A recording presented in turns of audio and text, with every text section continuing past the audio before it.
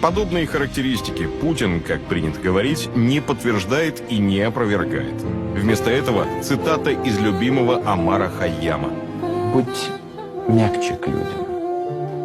Хочешь быть мудрее?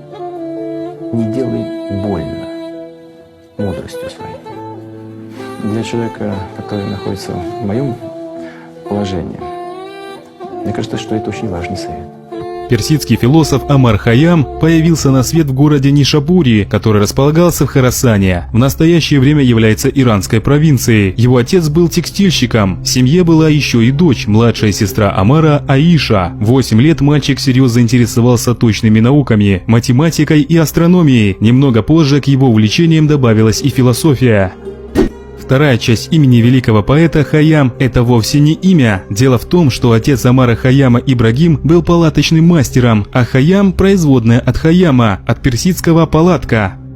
Современники называли поэта скупым, резким и скрытным, а также восхищались его феноменальной памятью. Известный историк Аль-Байхаки в одной из своих работ писал так: он следовал учению Ибн Сины в различных ответвлениях философских наук, но был более резок и скрытен. Однажды в Исфахане он прочел какую-то книгу 7 раз и запомнил ее. Возвратившись в Нишапур, он записал ее по памяти. Когда сравнили с оригиналом, то не оказалось существенной разницы.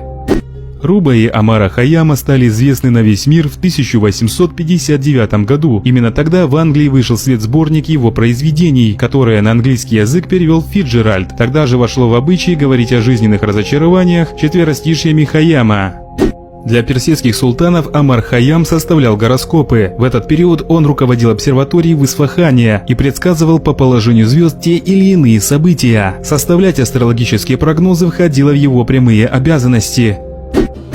Точное время наступления Навруза для весеннего равноденствия вычислил Омар Хайям. В древнем Иране между календарем и природными явлениями существовали расхождения. Для урегулирования календаря была создана комиссия, которую возглавил Хайям. В своем трактате «Наврузнама» он проанализировал и просчитал время вхождения Солнца в первые минуты Овна с такой точностью, что допущенная им ошибка будет актуальна только раз в 5000 лет.